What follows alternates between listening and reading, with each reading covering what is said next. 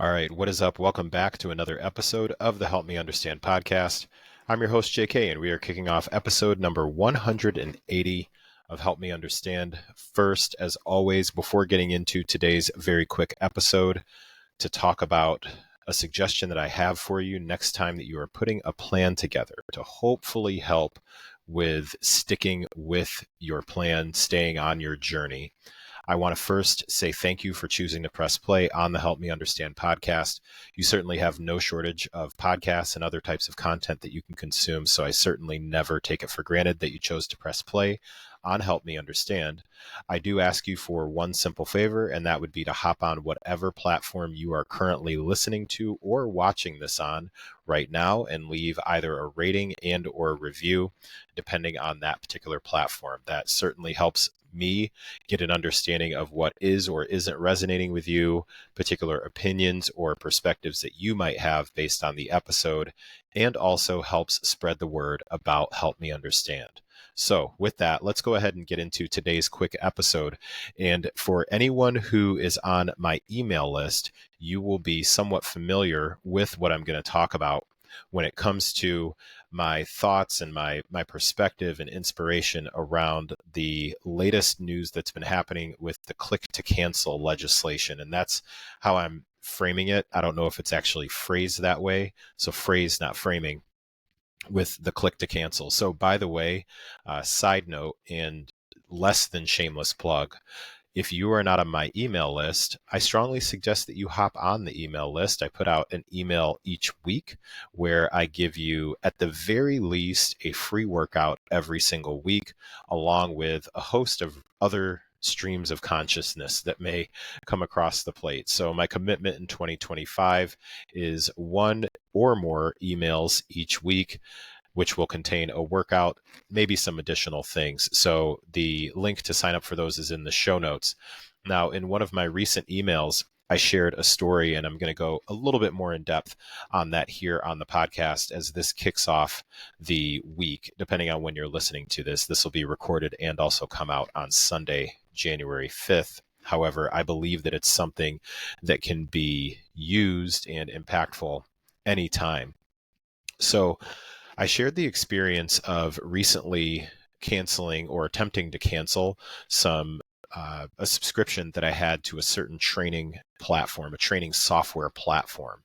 So for those of you who are not familiar with me, I am an online personal trainer, online fitness coach. So I build workout programs for both individuals and groups. I have a group training program also.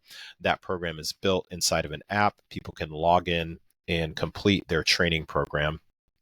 Different than, I found out that sometimes when I will tell people that I'm an online personal trainer, they're thinking the aspect of someone who works out like a Zoom, like workout along with me sort of a thing, or I'm watching you while you work out. While I do have some friends in the industry who do it that way, I don't quite do it that way. I write the training program. You go into either your gym or your home gym, your garage, wherever you may work out, you complete that particular workout. We take a look at how things are going for you. I make adjustments as needed, offer some coaching along the way to help you navigate all the ups and downs and lefts and rights that life may bring you as you're navigating that particular training program. Excuse me. So, anyways, one of the things that I went through last year was trying a few different training software platforms to see if there was anything out there that perhaps was better than what I was currently using. So I'll keep it fairly wide open here. The training platform that I currently use and have used for a number of years is called TrueCoach. And I've actually been with them so long. I was with them before they were called TrueCoach. They used to be called Fitbot, Fitbot. So I've been using that software platform for a number of years. I can't even remember how long at this point. So I've used them for a number of years. However, over the years, there's been a rise in different options that trainers and coaches can use in order to build training programs. So from time to time, I will check these other platforms out to see if perhaps they're offering something that could give my clients a better experience, that could make things maybe more seamless than they currently are as far as training from my standpoint and different things like that.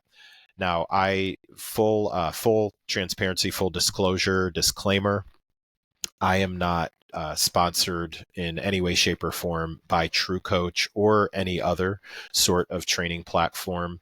So I am wide open to speak freely about what I do or don't enjoy about different training platforms. So, by the way, if you are a coach and you are curious about my perspective or opinion on particular training software platforms, feel free to reach out to me individually if you'd like just my take as somebody who has been doing this for a number of years now and has tested a number of different software platforms. And I'm more than happy to share with you just from my perspective, some of the pros and cons of each of them. Now, I've stuck with TrueCoach at this point and will continue to, just because for what I do, remembering that my primary lane is fitness coaching, it's personal training, it's building training programs, remembering that's my primary lane, it does absolutely everything for the most part that I need done. Now, I am not someone who prescribes macros for clients or anything even close to that. So for those who are nutrition coaches, I can't necessarily speak to exactly how it would function for you there. So anyways, as the way that the story goes is I sign up periodically for free trials or sometimes even paid versions of apps to just kind of put a program in there just to test it out and see how it goes. So I don't test these on clients. I will build a particular program and then try to navigate it as if I was a client to see if I like the experience, see if it's more seamless, all that sort of stuff. So a while back, and I'm really bad with timelines in case you can't tell, a while back I had signed up for a particular training platform. And I was really intrigued by it because it offered a lot of the same features as TrueCoach. However, some things that TrueCoach didn't offer. So it offered being able to build a program in Google Sheets and then have it basically export into this app, which is something that TrueCoach doesn't offer. It offered a couple of things that TrueCoach didn't offer, and also what I thought was pretty impressive is that the creators of the app itself, it was very apparent that they were constantly working to add more options to the app itself as they were getting feedback and things like that. Now, what happened is that I built one program inside of that particular app, and then kind of tested it out. Didn't think it was going to be a great fit. However, I was getting regular emails where they were talking about different upgrades that they were doing. So I figured, let me stick around for a while just to see what these upgrades are. I'm not going to use the software. However, I am interested to see how they operate, how they do this thing. And I want to say it was costing me about maybe $30 a month. So I figured, hey, for $30 a month, this will actually be something that can be very helpful where I can see, does it eventually evolve to something where I'd want to switch over? I got in on the ground floor because I believe that the pricing may have changed over the months. I'm not totally sure. And I'm purposely not giving out the name of that particular app. If you want to reach out to me individually, sure. However, that's not going to be the main point of the story. But basically, I had this subscription for this app for quite some time. Now, fast forward into about 3 to 4 weeks ago, I was going back through and looking at the list of different things that I was subscribed to, and realizing, you know what, there's a handful of subscriptions to apps and things like that that I have that I really no longer need, things that I'm not necessarily going to use, all that good stuff. So this particular app was on that list of things to go ahead and cancel. So let me rewind for a second. When I first signed up for the app itself, very, very quick process. I got an ad about the app. I can't remember if it was through email or an Instagram thing. I can't totally remember, but I got an ad about it. And I would say that it took no more than maybe 2 clicks for me to sign up for the app. I was able to start a free trial, I believe. I did have to put a card down. And then I had the option, I think, to cancel after 30 days. My details could be a little bit foggy there. What I do know is accurate is that the sign up process itself, if it took 2 minutes, then it's because, I took time to stop and drink some water. So it was a very quick process to get into it and to start that particular journey with that app. Now, fast forward to a few weeks ago, and I want to cancel.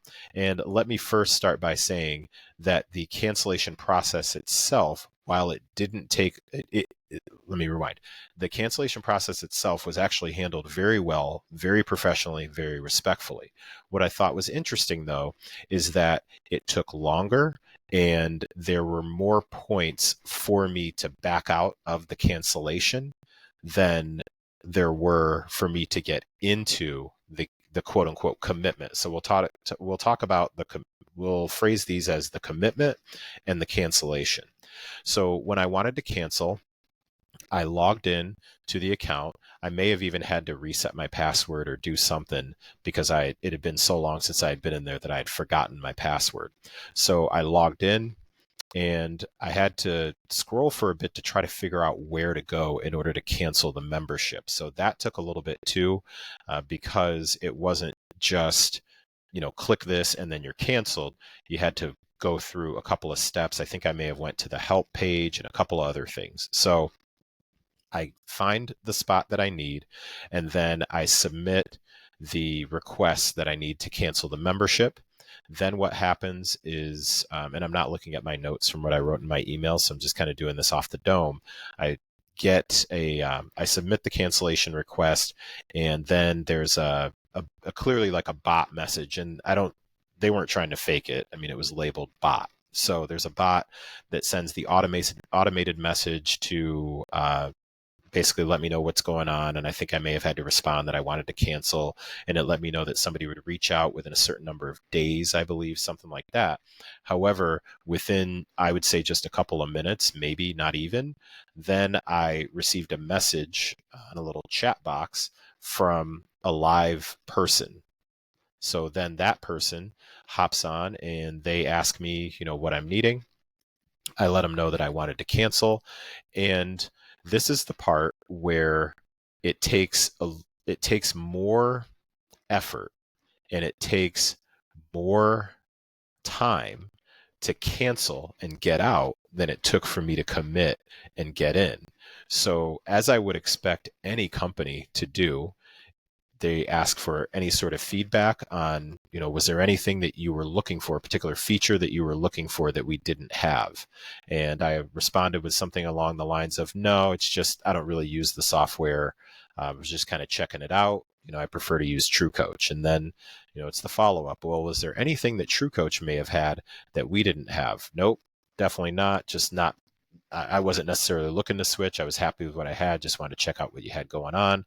And then at some point there was a question about, was there anything that you felt like was either difficult to navigate or something that we could kind of help to smooth out the process? Because when I had given the feedback that I had barely used it or something like that, I got to say, they really handled this really well. Like they pick up on the verbiage really well. That's when they asked, is there anything maybe we could do to help you navigate, anything like that? And along the way, again, I want to make it very clear, as I did a couple of minutes ago, I never felt harassed or anything like that. Now, that may be because I have the context of being someone who's been in sales for the better part of close to 30 years at this point now. So I understand the whole basics of like, you never take the first no, and is it a hard no or a soft no, and overcoming objections and all those different things. So while I appreciated all of that, I just really found it interesting that if I were to compare the experience on what was required in order for me to make the initial commitment and then compare that to what was required in order for me to cancel, while it was hassle-free, there were more opportunities for me to slow down and really think, like, is this what I really want to do? And that's really the message that I sent across in the email that I sent out to people a couple of weeks ago, was really thinking about taking the inspiration from that particular experience and really applying it to our process of how we commit to things and then how we cancel our commitment to those particular things. So when you think about specific things that you say you're going to do. It is super easy just to say, I'm going to drink more water. I'm going to go to the gym more consistently. I'm going to read more books. Those things are super easy to say. So those are like the one click commit. All you got to do is just say it, and then you're in the program, right? However, when it comes to canceling, do we make that process methodical and put in pause points and those points where we try to clarify, okay, well, what's going on? Do we have some other options? Is there something different that we can do? Is there maybe just a different way to go about this? Let's go back and think to what your original reason was for making that particular commitment. Why is it so easy for you to make the commitment, but then you want to cancel here now? Like, let's slow this process down. And that's what I really wanted to share, this quick thought in today's episode, is really thinking about implementing that same sort of system for yourself, myself, for ourselves, in thinking about the difference between the commitment and the cancellation, like making it harder to quit on ourselves after we make the commitment. The last example that comes to mind is when you want to cancel a gym membership. And uh, let me know if you can relate to this when it comes to canceling a gym membership. And this is actually going to be changing soon, from what I understand, based on I think it's a new law that's going to be coming out through the FTC. But when you want to cancel a gym membership, I remember years ago, I used to have a gym membership in Chicago, and we actually lived in a different city. So I commuted to Chicago and periodically would like to work out before or after work instead of trying to work out in the city that we lived in. We currently live there now, but this was about 2 hours away. So it was a fairly long commute, hour and a half to 2 hours. So once I was no longer working in Chicago, I wanted to cancel that particular membership. And I just remember it wasn't a process where I could just call or go onto the website. I think I had to hand write a letter or type out a letter, and it had to be mailed into a physical address. I couldn't even go into the club, like into the gym. I tried to go into the gym, and they let me know that I had to send a cancellation letter to this particular address. And as a personal trainer, I have heard horror stories about this over the years, where people have moved, forgot to cancel their membership, so then they've got to just jump through hoops. And it's unfortunate that we've gotten to the point where now it's just easier to change the card that you have on file. However, most businesses have kind of figured that out, and now just either require you to or give you a discount if you use your account number and your routing information. So if you've ever wondered, like, well, why is there a thing with routing information and account numbers as opposed to I just put a card down? One of the main reasons, from my perspective and my experience, is because there's this want to make the cancellation process slow that particular thing down. Now, I don't think in terms of when that particular process is in place that it's because companies are trying to scam you or anything like that. Some of them certainly are trying to make your life a living hell. I would say that the ones that I'm aware of typically are trying to slow the process down to see if they can, what we call, save the sale, like figure out if there's any way, like, hey, can we make this work? It's almost like a breakup that's about to happen. And you're like, well, wait, maybe, like, is there a way I can make this work?